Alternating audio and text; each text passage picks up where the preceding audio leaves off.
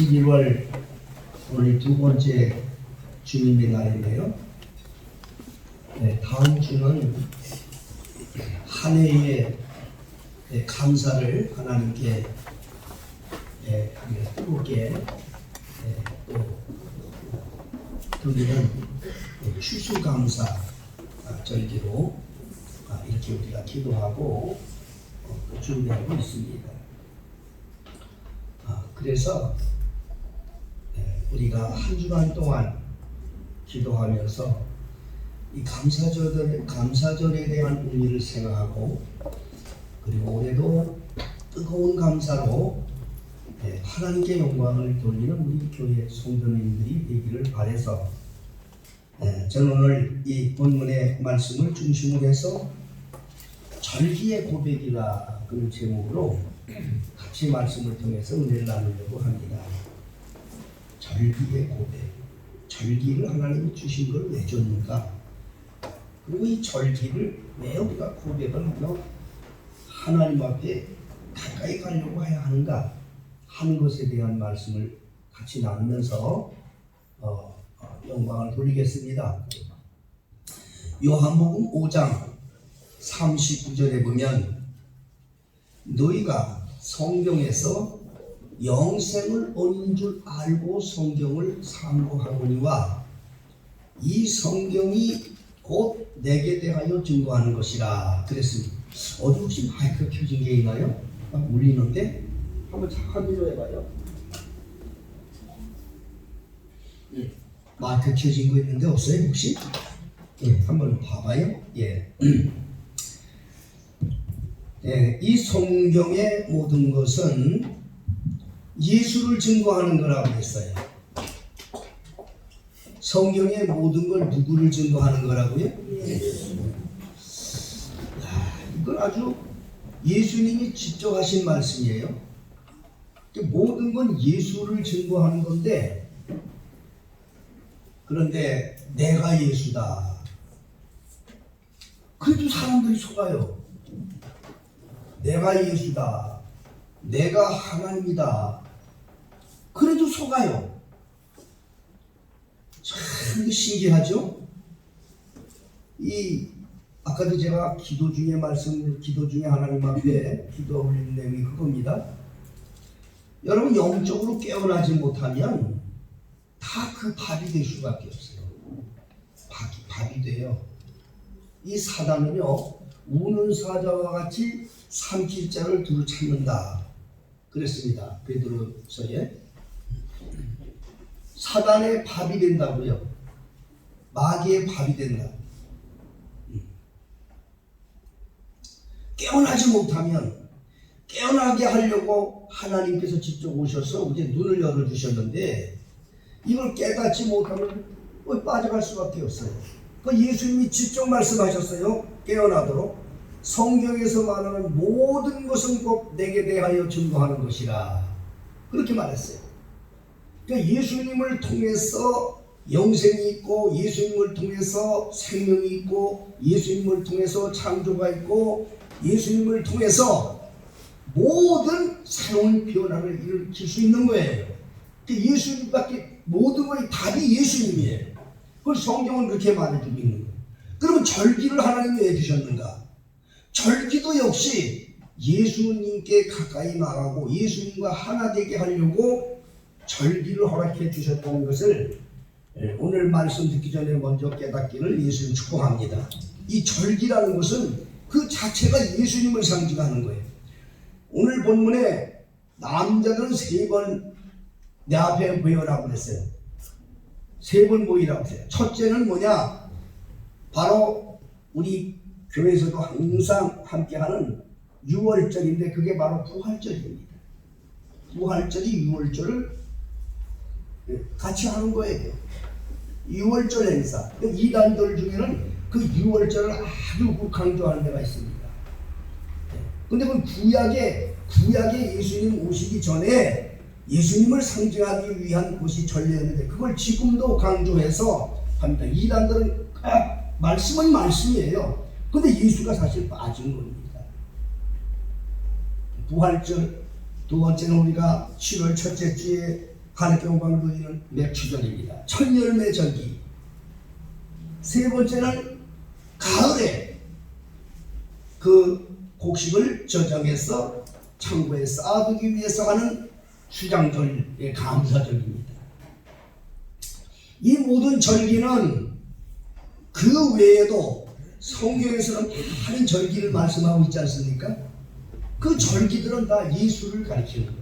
내가 예수 안에 들어가고 예수님이 내 안에 오셔서 예수님과 함께 살고 예수님과 함께 행복을 누리고 나 오늘 그 아름다운 즐거움을 누리다가 주님 앞에 가게 하기 위한 주님의 교훈인 것입니다.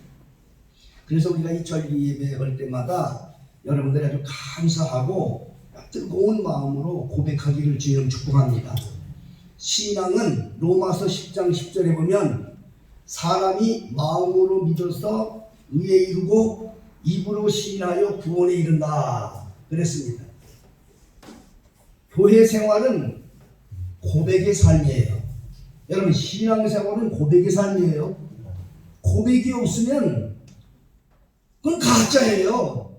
고백이 없으면 그건 행함이 없는 거예요. 고백은 뭐냐? 보이는 믿음이에요. 행하는 믿음이에요. 하나님은 그것을 기뻐하는 줄 믿으시기 바랍니다.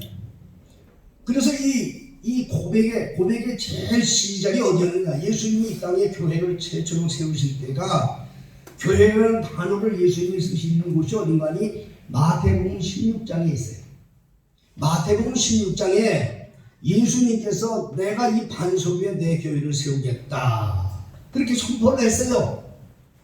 예수님께서 어느 날 제자들과 함께 가이사라 빌립보 지방을 다니면서 전도하시는데 그 가이사라 빌립보 지방에서 이제 예수님께서 제자들에게 물었습니다. 사람들이 나를 뭐라고 그러느냐 그랬어요. 사람들이 나를 뭐라고 그러느냐. 그러니까 제자들이 머뭇머뭇하면서 세례 요한은 벌써 이미 죽었거든요. 없습니다. 근데 세례 요한이 살아서 역사하는 사람이다. 세례 요한이라고도 얘기하고 어떤 사람은 엘리야라고도 얘기하고 어떤 사람은 에레미야의 선지자 중에 하나라고 얘기하던다 그러는 거야. 자, 여기서 예수님이 물으신 질문을 잘 들으셔야 돼요. 너희들은 나를 누구라고 하느냐? 너는 나를 누구라고 하느냐 그거예요. 여론을 듣지 말고 이게 매스컴이에요. 지금으로 말하면 예수님에 대한 그 많은 평을 막 한 거라 이 말이요. 사람들이 이렇게 했지만은 너희들은 나를 누구라고 생각하느냐? 이게 듣고 싶은 거예요. 오늘도 이 시간 예수님이 여기 오셔서 여러분들이 알고 있는 예수님, 사람을 통해서 들은 예수님, 목사님을 통해서 설교를 통해 들었던 예수님, 간증하는 사람들을 통해서 들었던 예수님, 그런 예수님을 내가 알고 있을 수밖에 없어요. 왜 그래? 아직 체험이 없으니까. 예수님과 직접적인 체험이 없으니까.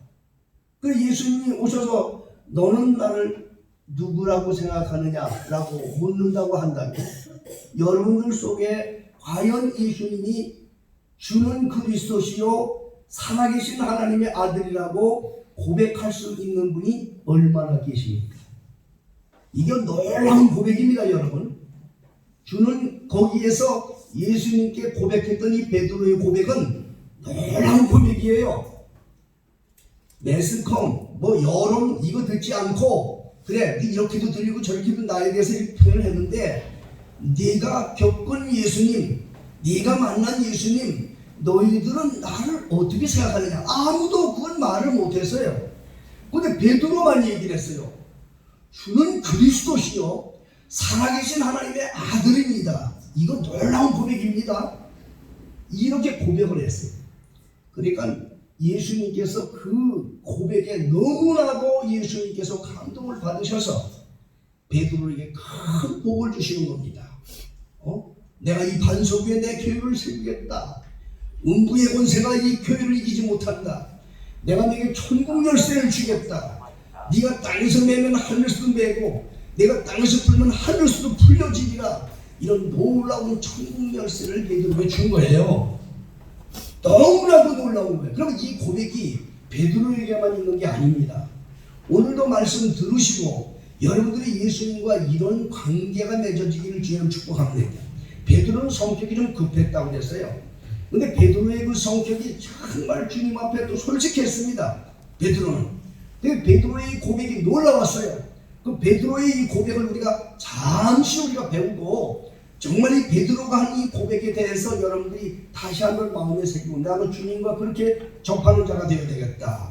예수님과 합해질 때 뭐 거기 있는 12 제자 뭐 다른 사람보다도 베드로처럼 내가 주님과 함께 하나가 되어야 되겠다. 그런 마음이 새로워지기를 주의 이름으로 축복합니다. 베드로가 주는 그리스도시요 살아계신 하나님의 아들이라고 표현한 건요. 이건 놀랍다고 제가 말씀드렸잖아요. 거기는요 그 가이사랴 빌립보 지경은요 가이사랴라고 하는 그 황제 이름만 높아지는 지역입니다. 거기서 베드로가 이렇게 고백한 것은 이건 어디 보면 생명을 거는 그런 고백이나 다름이 없었던 거예요. 그런데 예수님은 그걸 보셨던 거잖아요.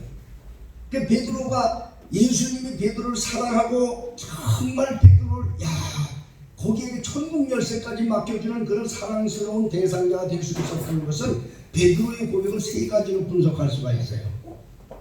첫째로 베드로는 예수님을 개인적으로 예수님을 만난 종이었어요.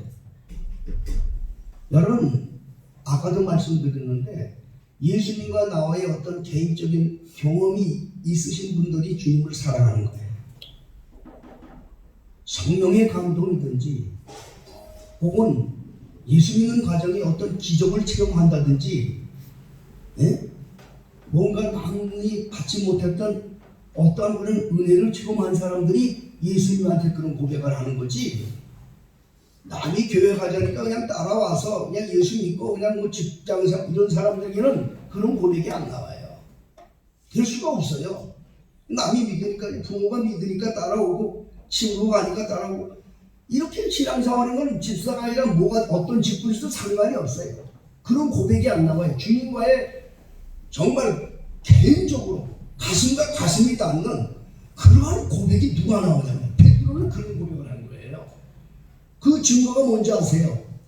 거기에 매스컴이 전부 다 사람, 지금으로 하면 매스컴이야. 모든 사람들이 예수에 대해서 세례 요한 혹은 엘리야 혹은 선지자 중에 하나라고 그랬어요. 그럼 그 사람들이 그냥 형편없는 사람들이 아니란 말이에요. 세례 요한이 얼마나 이 사람이 능력 있는 사람인지 아세요? 세례 요한은요 예수님보다 6개월 세상에 먼저 오신 선지자야. 마지막 선지자죠. 예수님에게 세례를 주신 분이야, 세례 요한.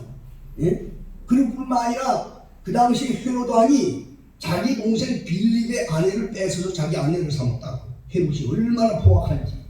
자기 동생의 아내를, 헤로디아라는 여자인데 이 여자는 또 더 한술 더 떠서 더 악해. 그걸 나쁘다, 너 그렇게 하면 안 된다, 너 그렇게 하면 안 된다, 이렇게 말하는 사람이 누구냐? 바로 선지자인 세례 요한밖에 없었어요. 많은 사람들이 보고 놀란 거예요. 야, 저 사람이, 다른 사람들은 말하면 죽으니까, 그래도 이 사람은 하나님의 종으로서 잘못된 걸 얘기하는 거야. 너 그렇게 살면 안 돼, 너 그렇게 정치하면 안 돼, 얘기했다 이 말이에요. 이게 선지자예요. 이게 선지자예요. 잘못된 걸 이야기했다 이 말이에요. 잘못된. 그러니까 헤로디아가 그걸 딱 듣고 있다가 그 아내가 자기가 그 헤롯한테 치즈가 와가지고 호강하고 있는데 자꾸 귀찮은 소리 자꾸 들리니까 옥에 다 가두라서 옥에 가뒀어요. 요한 옥에 가둔 거가 또 만족지 못하니까 저것도 옥에서도 계속 그렇게 떠드니까 자기 딸이 헤롯의 생일날 춤을 추는데 너무 춤을 잘 추니까 헤롯이 막 뿅 갔어. 야, 자기 딸은 친딸은 아니죠. 뿅 갔어. 불러가지고 야, 너 춤 잘 춘다. 너한테 뭘 해주지? 그랬어요. 뭐든지 해줄게. 그러니까 이 헤롯의 그 헤로디아 그 딸이 가서 그 지금 엄마한테 얘기하는 거야. 엄마, 지금 이렇게 되는데 내 춤을 잘 췄는데 뭘 해주면 좋겠냐. 그런데 뭘 해주면 좋지? 그러니까 그 나쁜 여자가 헤롯의 목을 달라고 그래라 그랬어요. 참. 그러니까 이제 여자가 가서 이에게 가서 헤롯 그 요한이 헤롯이 아니고 요한의 목을 세례원의 목을 주세요. 그래 헤롯 왕이 다른 사람들 앞에 다 증거를 해줬으니까 왕인데 말이야. 한번 입으로 뱉은 건데 약속을 어길 수가 없잖아. 그러니까 가서 세례요한이 너무나도 의로웠기 때문에 사람들이 그가 선지한 줄 알기 때문에 사실 헤롯이 두려웠어요.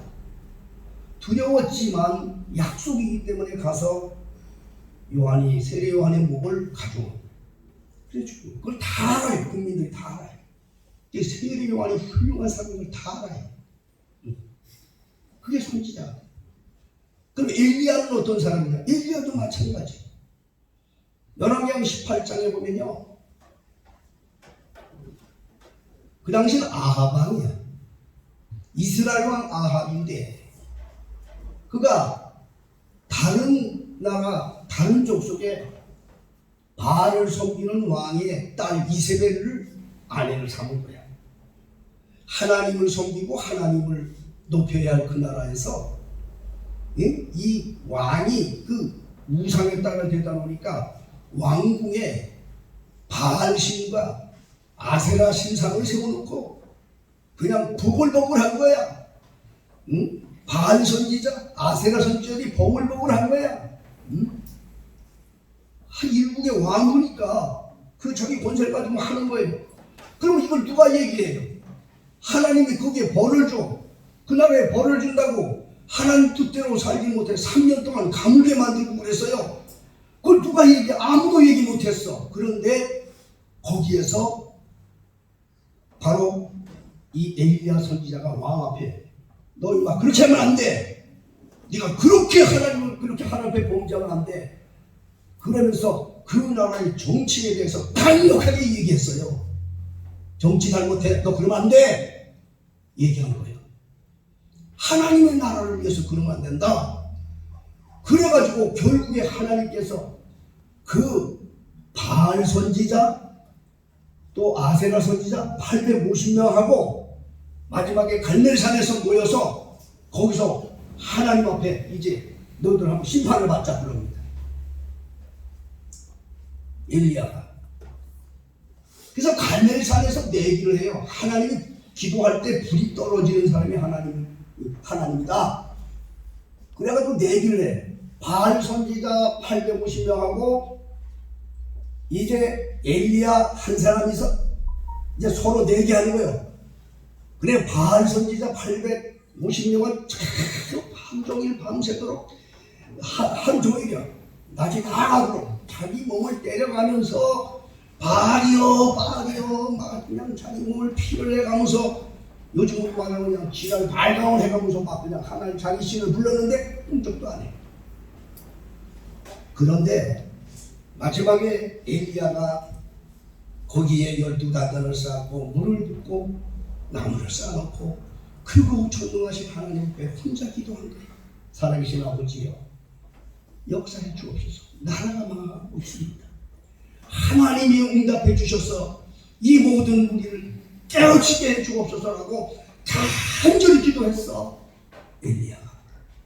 그 엘리야 기도를 들으시고 하늘에서 불이 떨어져서 거기 있는 850명을 전부 다 이스라엘 백성들이 붙잡아서 기손 강가에 가서 정말 죽였어요. 그 일을 엘리야가 했다고. 그래서 여러분 그 예수님 당시에 사람들이 날 누구라고 그랬을 때 그 대중들 속에 알려져 있는 그 선지자가 보통 선지자들이 아닌 거예요. 요한도 그렇고 엘리야도 그렇고 보통 선지자가 아니에요. 에레미야나 선지자 중에 하나라고 하는 에레미야 또한 이 사람도 보통 사람이 아닌 거야. 그 에레미야는요 어떤 사람인지 아세요? 이 사람은 이스라엘이 하나님께 범죄하니까 이스라엘을 붙잡았어. 바벨론에다 70년 동안 포로로 잡혀갑니다. 이스라엘의 그 성전이 회파되고 그 나라 민족들이 사방으로 흩어지고 자식들은 전부 다 갈갈이 찢겨지는 이러한 시대에 너희들이 하나님을 바로 알지 못하면 이렇게 될 것이라고 예언한 사람이 바로 예레미야예요. 나라가 잘못되어 예레미야 이렇게 얘기한 거예요. 그렇게 얘기해서 그 사람들이 결국에 예레미야가 41년 동안 이스라엘이 포로로 잡혀갔대. 그 뒤에 예레미야 예언한 대로 그 나라가 망해서 포로로 잡혀갔고, 잡혀간 후에도 그들이 바벨론에서부터 그들이 포로 생활 속에서도 계속해서 예언해서 이스라엘이 다시 회복해서 유다로 돌아오실 때까지 예언한 사람이 예레미야예요. 이런 선지자 중에 하나다. 그렇게 얘기합니다. 자, 훌륭한 선지자입니다.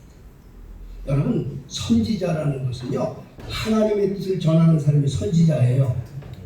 제사장은 사람의 뜻을 하나님께 올리는 사람이 제사장이에요. 그게 제사장이에요. 선지자의 사명을 받은 사람은 이건 좀 특이합니다. 예, 오늘날 한국이 참 여러분들이 차차차차 이게 오지오지하니까 잘 몰라요.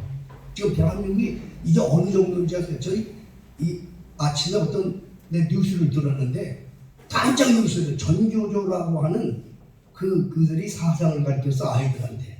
그 어느 학교에서 학교들이 막 학생들이라서 막 그냥 나 우리 전교조 싫습니다 그랬는데 여기 어디까지 했느냐 다른 얘기 다 하셨고, 여러분 요즘에 각 지방자치들마다 여러분 인권조례라고 하는 걸 통과시킵니다.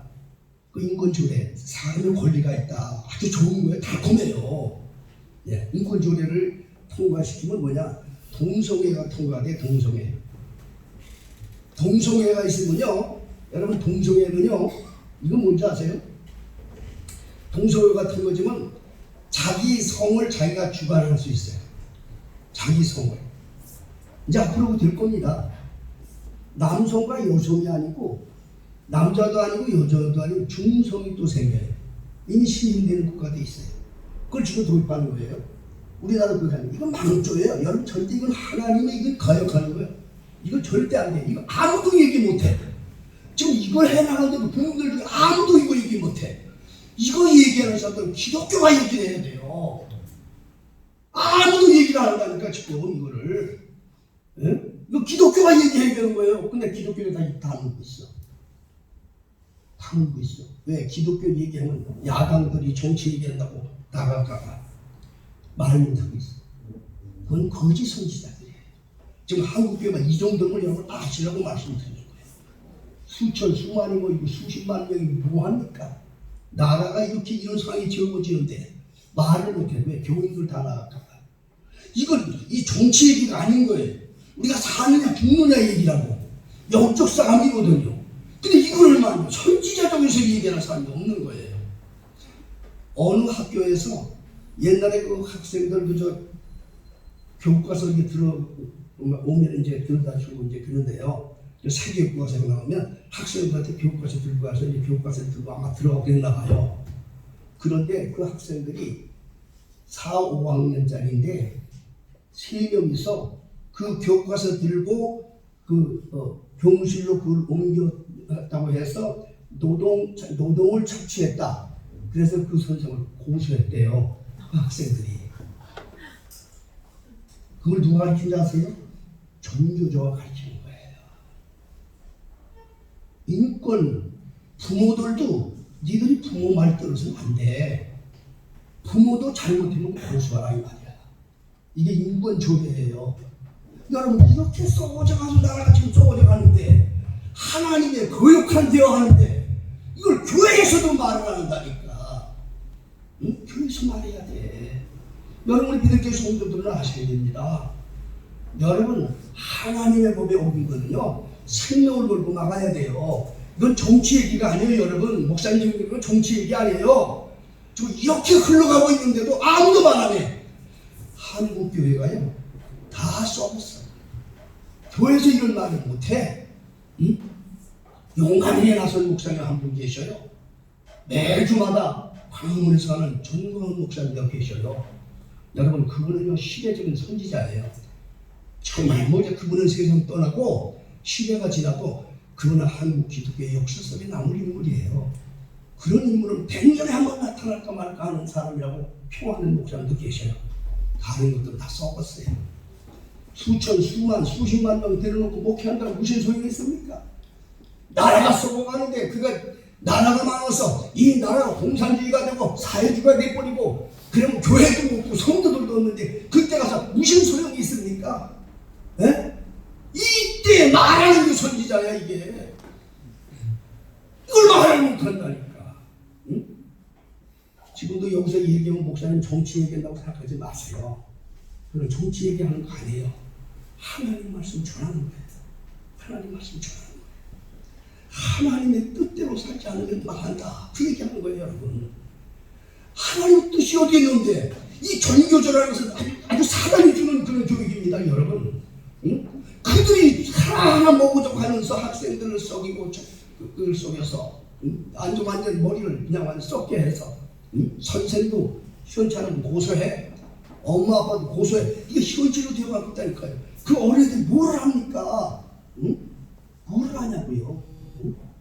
이게 무서운 마귀의 사단의 역사로 지금 되어가 있는 걸 여러분 아시고 정말 이 땅에서 하나님의 나라와 천국 건설을 위해서 앞장서는 그리스도 되기를 주님 축복합니다. 그 당시에 그런 상황 속에 베드로도 사실 왜 몰랐겠어요? 사람들의 여론이 그런데 왜 베드로를 몰랐겠어요? 그러나 베드로는 거기서 단호하게 얘기한 거예요. 주는 그리스도시요 살아계신 하나님의 아들이다. 개인적으로 참 예수님에게 자기의 경험을 토로한 거예요. 누가 뭐래도 신앙생활은 개인적인 고백인 걸 믿으시기 바랍니다. 남이 하니까 하는 게 아니에요. 남이 하니까 하는 게 아니라니까. 마가복음 14장에 그 향유병을 예수님의 머리에 부었던 그 여인도 그게 그 여인이 자기만 받았던 예수님과의 관계의 사랑 속에 아낌없이 쏟은 거지 남이 하니까 한 게 아니에요. 주님의 고백은 이렇게 남이 하고 할 때 따라하는 게 아니고 자기만이 가슴에 품고 있는 뜨거운 사랑을 붓는 것을 주님이 원하시는 거예요. 베드로는 그런 고백을 했다 그 말입니다. 예? 오히려 사람들에게 핍자를 받았어. 이 흑육병 여인을 이거 비싼 거 말에 300데나리온이나 되는 걸 팔아 가난한 자들을 줬지 왜 이걸 허비하느냐 핀장을 받았어. 그러나 예수님은 칭찬했어요. 우리가 주님으로부터 칭찬은 주님한테 받아야 돼. 사람한테 받으려고 하지 마세요. 주님으로부터 받아야지 칭찬을. 응? 베드로의 이 고백은 바로 이처럼 개인적으로 주님 앞에 자기의 가슴을 열고 뜨겁게 고백하는 그런 고백이었다. 세파에 흔들리지 않고 여론에 흔들리지 않고 남이 못하는 내가 본 예수님을 내가 바르게 고백했다. 이걸 깨닫기를 주님 축복합니다. 여러분들도 주님과 그런 관계를 맺기를 예수님을 축복합니다. 베드로는 만왕의 왕으로 주는 그리스도시요 그랬어요. 그리스도라는 말은 기름을 부었다는 말입니다. 기름을 부었다는 거예요. 기름 부는 누구한테 부느냐? 구약의 왕을 세울 때 기름을 붓습니다. 선지자, 제사장을 세울 때 기름을 붓습니다. 그리고 선지자를 세울 때 기름을 붓습니다. 그러니까 왕도 되고 제사장도 되고 선지자가 된다고 하는 걸 고백하는 거예요. 사람들은 이 세 가지를 다 사실 못해요. 왕이면 왕이 해야지 왕이 제사장 역할을 못한다고요. 왕이 똑같은 왕도 기름 부었고 제사장도 기름 부었다고 내가 또 왕이 되고 제사장 못하는 거예요. 또 제사장이 자기가 또 선지자 안 해요. 제사장은 제사장도 역할을 해요. 선지자는 선지자 역할을 합니다. 그런데 베드로는 예수님을 당신은 왕도 되고 제사장도 되고 선지자가 되는 그리스도이십니다. 그렇게 고백한 거예요. 이 그리스도라는 말은 구약에는 없어요. 예수님이 세상에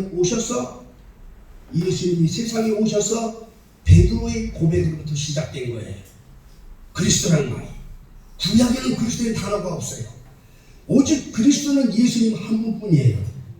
그런데 예수님을 말세에 마태복음 24장 24절에 보면 사람들이 와서 내가 그리스도다, 내가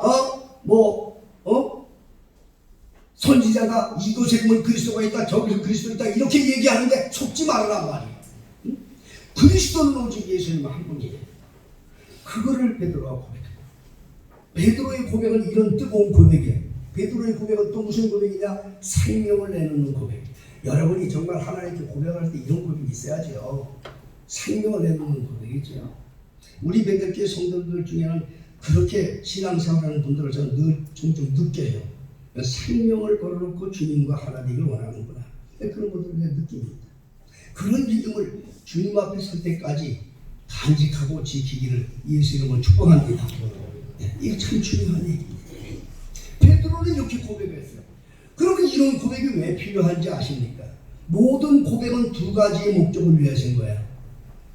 첫째로 자기가 하나님의 성물임을 고백하는 거야. 뭘 고백한다고요? 성물이야. 하나님의 성물. 내가 하나님의 성물이다. 두 번째는 내가 하나님의 소유됨을 고백하는 거야.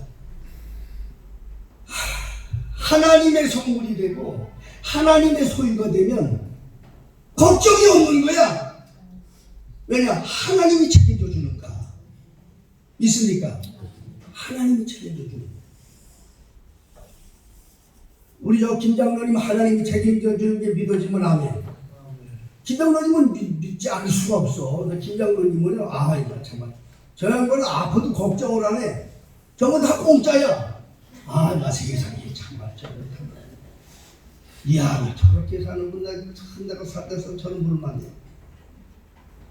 아무 데가 뚝딱 공짜. 응? 차 타고 다니도 저 양반 공짜야. 우리는 교통도 톨게이트 어디 가면 돈 내야 되잖아. 공짜야. 근데 저 양반은 왜 하나님이 저렇게 해줬어? 내가 얘기를 항상 귀에 달처럼 얘기했는데 못 알아들어. 장로님이 잘 못 알아들어. 근데 그 장로님은요, 우리 베들교회를 하나님 사랑하시는 게 믿어지면 아멘 하세요. 노릇을 못하고 아무것도 못하고 범죄하고 뭐 어쩌고 살아도 어찌됐든 주의 이름으로 우리 교회의 수석장로 세운 분이야. 여기는 하나님의 이름이 있거든. 여러분 그걸 하셔야 돼요. 우리 장로님 그거 난 늘 얘기해. 장로님 어제 엊그저께도 내가 혼자 있는 줄 알고 전화해서 밥 같이 먹자. 왜냐면 사모님 모습으로 난 혼자 밥 먹으니까 벌써 그걸 딱 알고 밥 먹자. 그래서 같이 식사하고. 그런데 그럴 때마다 한번 얘기를 합니다. 오늘 다시 한번 우리 장로님 기억하셔야 돼. 하나님이 책임져 주시는 거야. 성물이라니까, 성물. 이거 하나님 앞에 이거 믿음 갖고 앞으로 열심히 사세요. 장로님 아멘 하세요. 네? 다시는 저 서본사님 속상하게 하지 마세요. 아멘. 서본사뿐이 아니고 하여튼 장로님으로서 아멘 했습니다. 우리 동네 서원사가 둘이 있어가지고 그러는데 서영이 권사를 얘기하는 겁니다.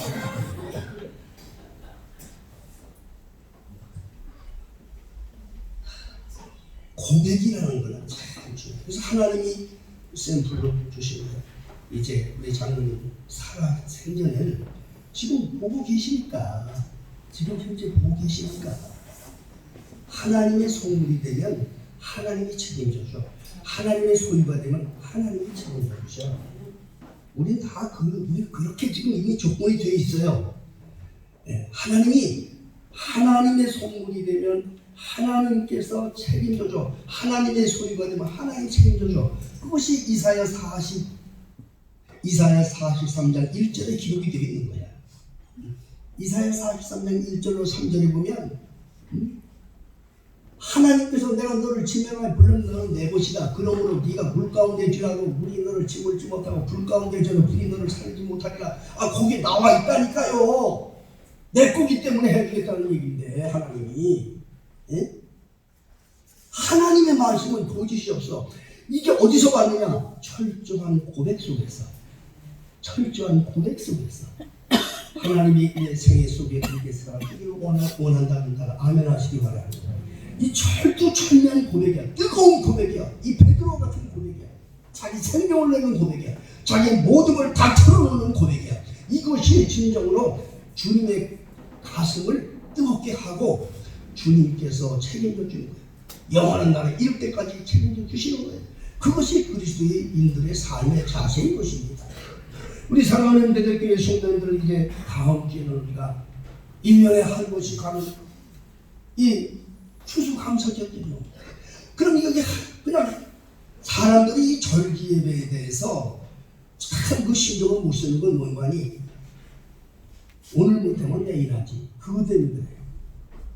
여러분 주일 성수나 월상 예배나 뭐 이런 것도 다 알고 보면 그게 내게 오는 마지막일 수도 있는 거예요. 그걸 마지막처럼 우리가 하나님 앞에 해야 되는 거예요. 그게 뜨거운 거예요. 우리의 삶이 여러분 마지막처럼 살아야 돼요. 응? 그래야 날마다의 삶이 뜨거워지는 거지. 예? 우리가 무슨 뭐 100년을 삽니까? 200년을 삽니까? 응? 오늘 하루 정말 하나님 앞에 감사하게 살아야지. 이런 자세로 살아야 행복한 거예요. 예. 오늘 하루 하나님과의 깊은 사랑을 나눠야지. 그게 그 행복한 삶인 거예요. 그래서 이제 우리가 다음 주에 우리가 추수감사절인데 이 절기 예배를 뜨겁게 함으로써 여기 보면 오늘 본문에 보면 뜨겁게 하나님의 소문이 된 자를 책임져 준다는 건 세 가지 주님이 약속했어요. 오늘 24절에 보면 오늘 본문의 24절에 보면 열방을 쫓아내준다 그랬어요. 열방을 쫓아내준다. 그러니까 너를 괴롭히는 열방들을 쫓아내준다 이거예요. 열방은 그 악한 원수 마귀들의 괴롭히는 것을 막아준다는 거예요. 여러분 그 고백자론으로 그 모든 마귀들을 쫓아주는 내용이 출애굽기 12장에 나오거든요. 출애굽기 12장에. 거기 보면은 이스라엘이 애굽에서 나올 때 바로 왕이 이스라엘을 놔주질 않아. 그 노동력을 잃어버리니까 손해될 것 같으니까 붙잡아. 그런데 이스라엘이 여기서 빼내야 되는데 하나님께서 이스라엘을 빼내기 위해서 그 바로에게 10가지 재앙을 막 쏟아붓습니다. 마지막 재앙, 10가지 재앙을 쏟아붓는데 마지막 10가지가 되도록 이놈이 강팍하게 안 놓으니까 마지막 재앙을 쏟아붓는데 그것이 뭐니? 장자들을 다 죽이는 재앙, 장자의 재앙이야.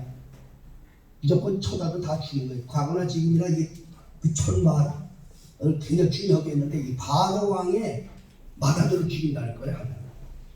걔가 아주 그날 밤이 아주 소름이 끼치고 아주 두려운 밤인 거예요. 막 죽어요. 여기저기서 막 통곡 소리가 난 거야. 그 한밤에 무섭지 않습니까 하나님이. 장자들은 다 죽인다니까 뭐든지 첩보는 다 죽이는 거야. 그냥 하나님 이렇게 무서워요. 그런데 그런 가운데서도 깨끗하게 복받고 나온 민족이 있어요. 그 사람들이 이스라엘이었습니다. 이스라엘에게 하나님이 바로 고백을 하라 그랬거든. 무슨 고백? 양을 잡아서 문설주에 팔아라.